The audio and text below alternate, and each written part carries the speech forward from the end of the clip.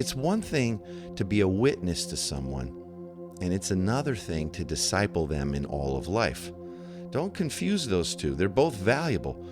But if you can't do life with someone because maybe you met them at work, just use that as an example, and they live 45 minutes away and they don't go to any of the same things you do, their life rhythms are going to be very, very different, then chances are that's a reactive opportunity to be a witness, to show them what God's like, to serve them, to be kind, to live generously with them. But you're not going to get to disciple them in all of life in your community if they live nowhere near you. So you get to be a witness. You get to show them what God's like. So here's a question. Who specifically are you proactively making disciples of with others in your community? You get to, I think you need to identify who are you proactively making disciples of.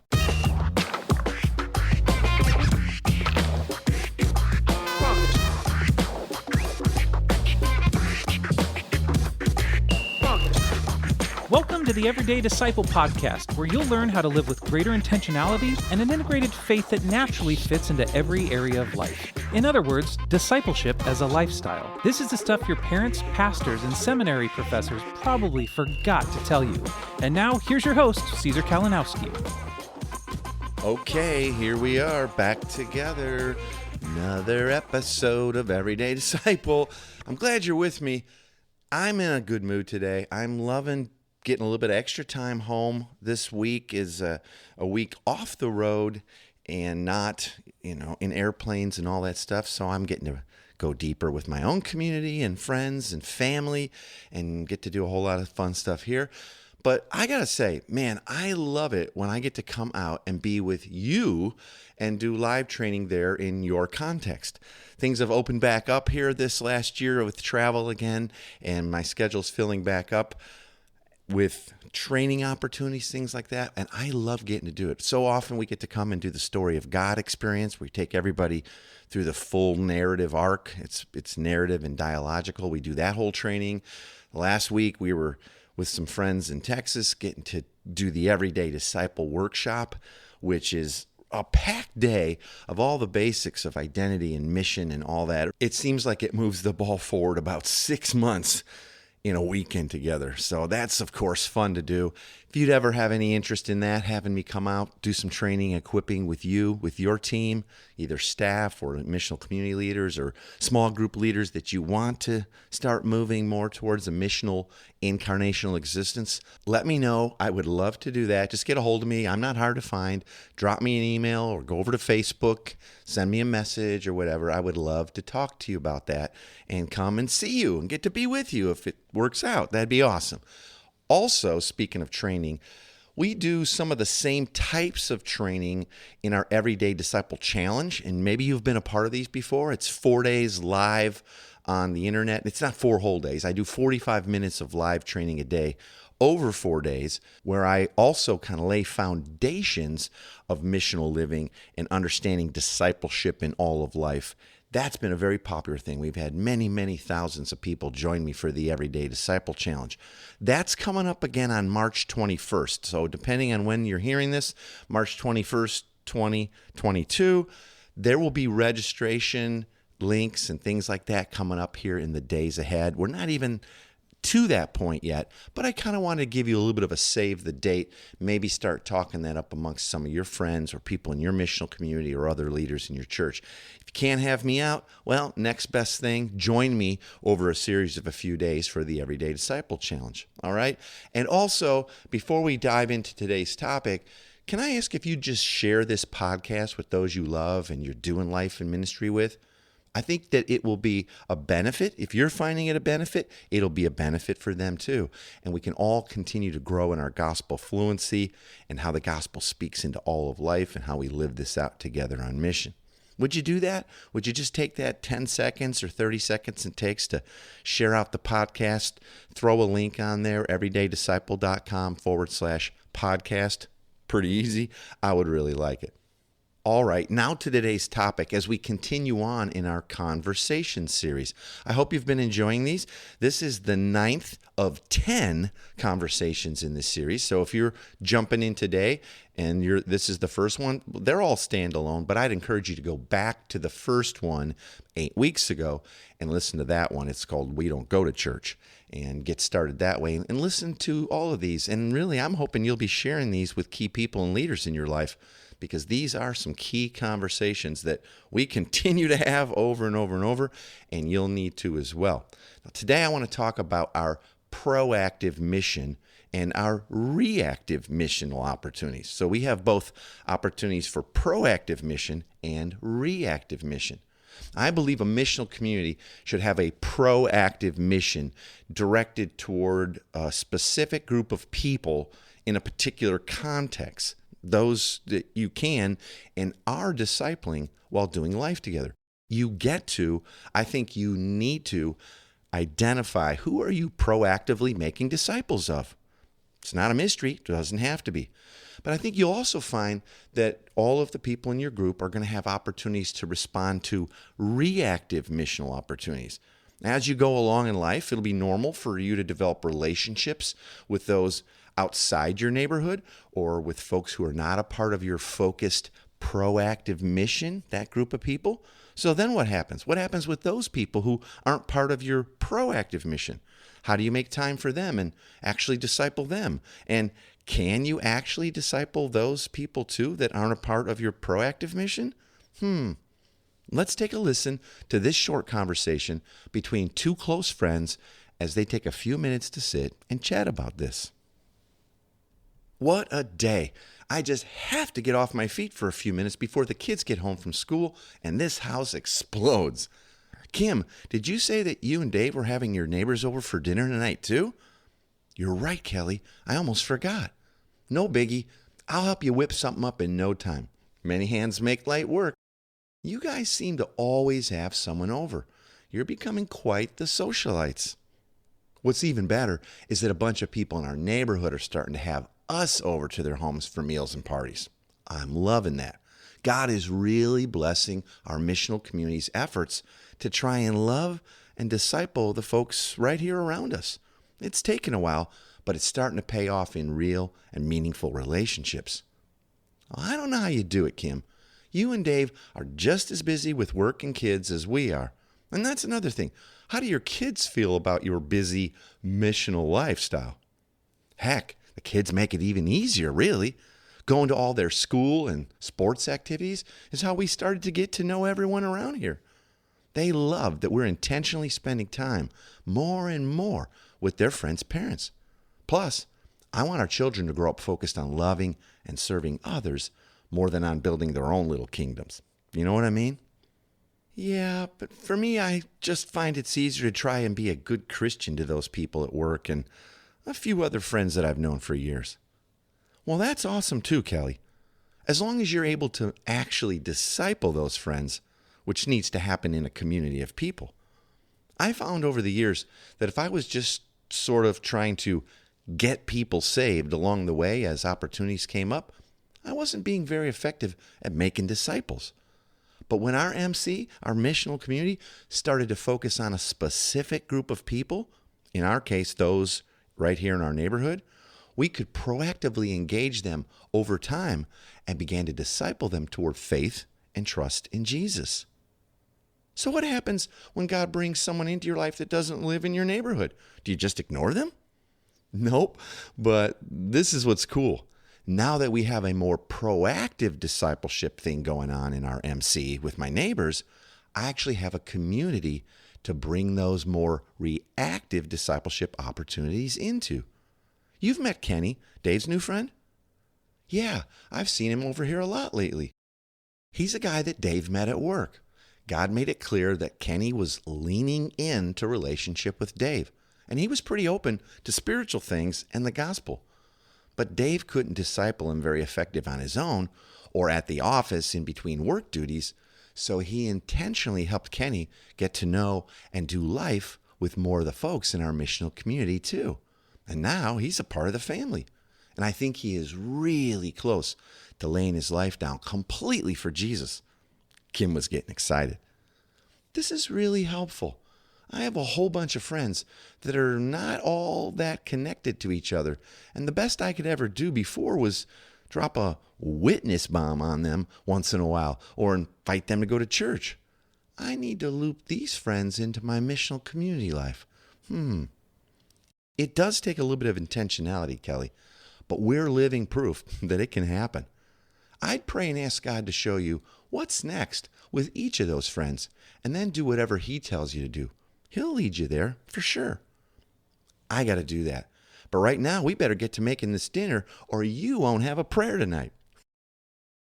Okay, thanks for letting me share those two ladies' conversation, even though I'm a man. I hope you can follow that.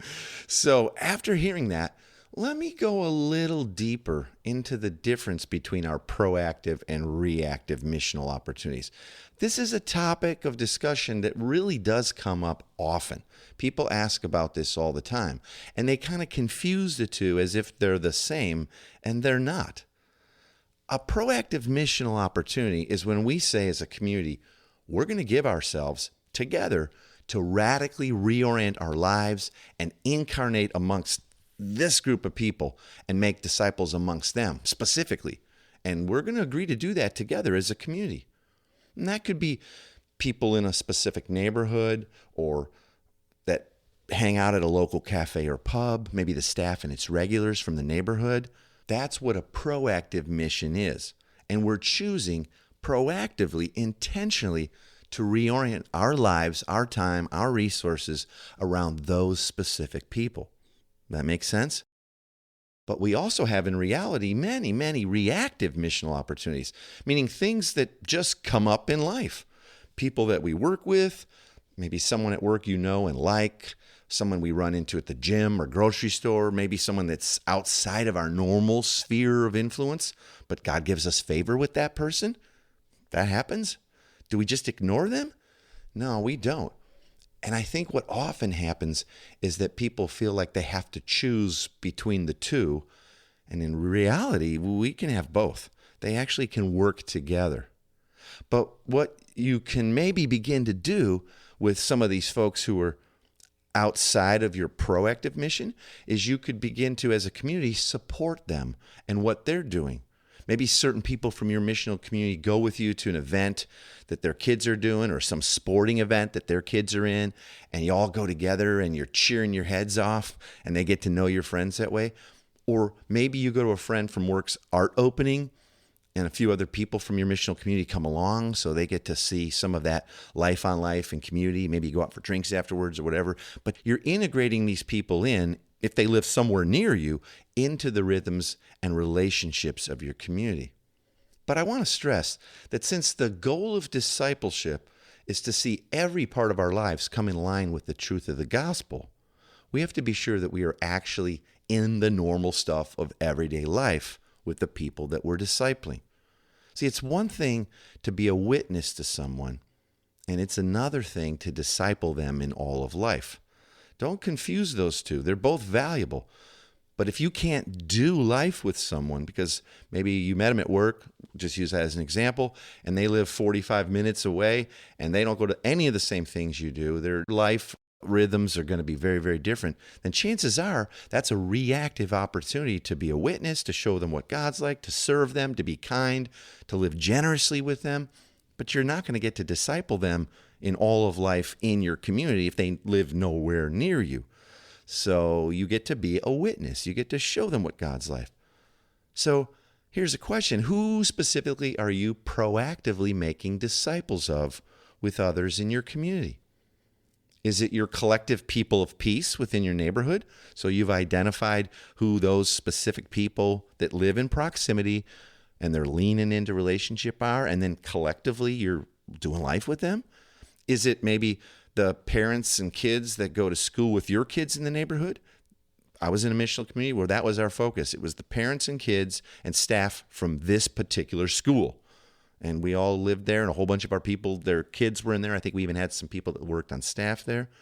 Maybe it's the staff and customers at your local gym that's right in the neighborhood. So you're running into people all the time, and maybe that's your proactive mission. But here's the thing. If you don't know who you're actually hoping to make disciples of and among, chances are you're discipling no one.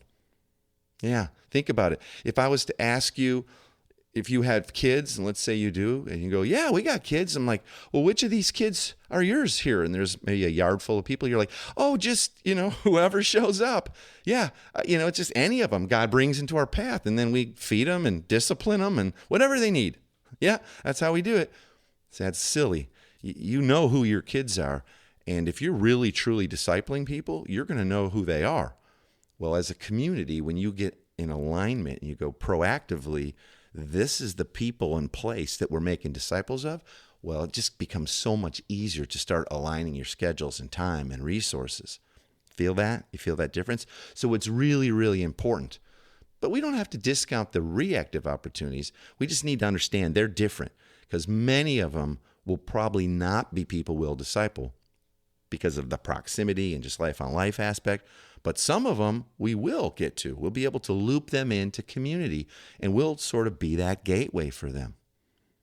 I hope you're getting some clarification on this, and you're feeling the importance of having a proactive mission, really identifying that. Now, as always, I want to leave you with the big 3 takeaways from today. If nothing else, you don't want to miss these, and I've written them all down for you, so if you're driving or at the gym or whatever, you can get a printable PDF of this week's big 3 as a free download. Just go to everydaydisciple.com/big3, BIG3. Now, here's the big 3 for this week. Number 1, have you identified your personal and group focus for your proactive, intentional disciple making? And have you discussed as a community how you'll handle those reactive missional opportunities that come up in the flow of life at work or with those outside your closer relational circle? Take some time together to pray about this, asking God to clarify your proactive mission and lead you to better understand who He is calling you to specifically give your best time and focus to.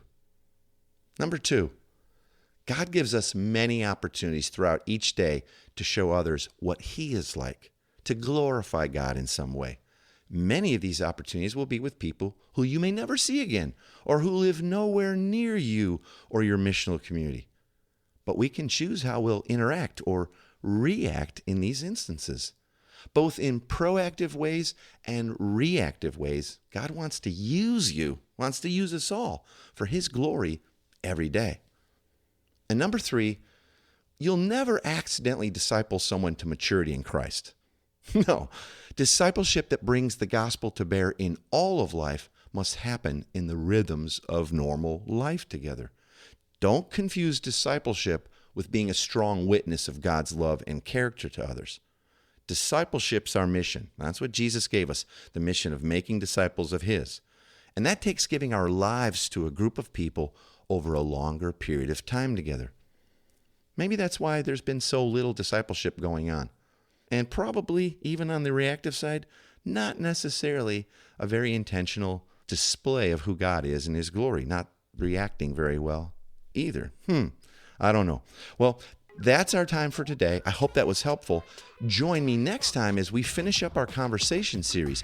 You're going to hear a conversation about what growth in a missional community really looks like. See, from the outside looking in, oftentimes missional communities can look very attractive, and it appears to have a straight line of growth toward multiplication. And that's not always so. We're going to talk about that. You'll hear a conversation about that, and I hope you'll join me. I'll talk to you soon. Thanks for joining us today. For more information on this show and to get loads of free discipleship resources, visit everydaydisciple.com. And remember, you really can live with the spiritual freedom and relational peace that Jesus promised every day.